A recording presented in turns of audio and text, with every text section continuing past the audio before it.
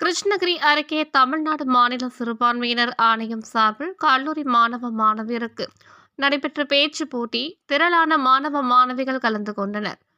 கிருஷ்ணகிரியை அடுத்த எழுத்தகிரியில் அமைந்துள்ள தனியார் கல்லூரியில் தமிழ்நாடு மாநில சிறுபான்மையினர் ஆணையம் சார்பில் கல்லூரி மாணவ மாணவியருக்கான பேச்சு போட்டி நடைபெற்றது.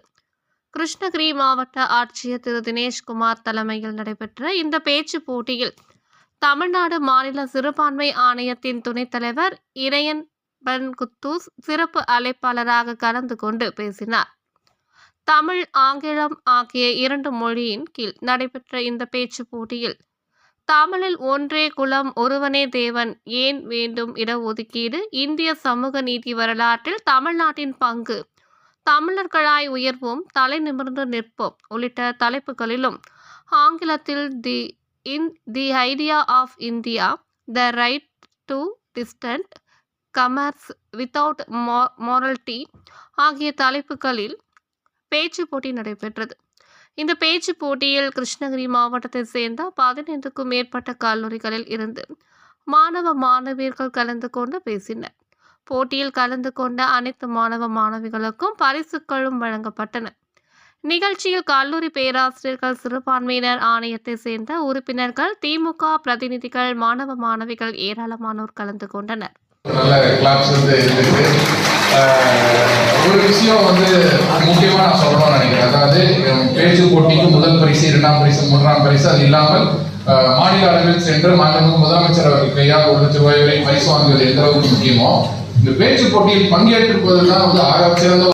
ஏற்கனவே 2 வருடங்கள் எங்களுடைய மாநில ஆணையத்தின் சார்பிலே நடைபெற்றது போல இந்த வருடமும் இது நடத்திட வேண்டும் என்று மாண்புமிகு தமிழக முதல்வர், திராவிட மாடல் ஆட்சியினுடைய நாயகர்,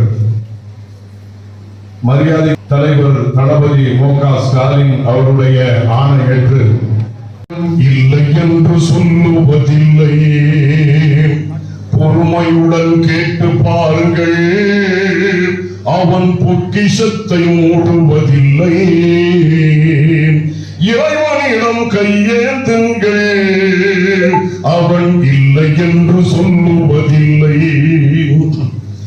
இல்லை என்று சொல்லும் மனம் இல்லாதவன், ஈடு இணை இல்லாத கருணை உள்ளவன், இல்லை என்று சொல்லும் மனம் இல்லாதவன், ஈடு இணை இல்லாத கருணை உள்ளவன், இன்னல் பட்டு எழுவும் சொல்லிக் கொடுங்கள்.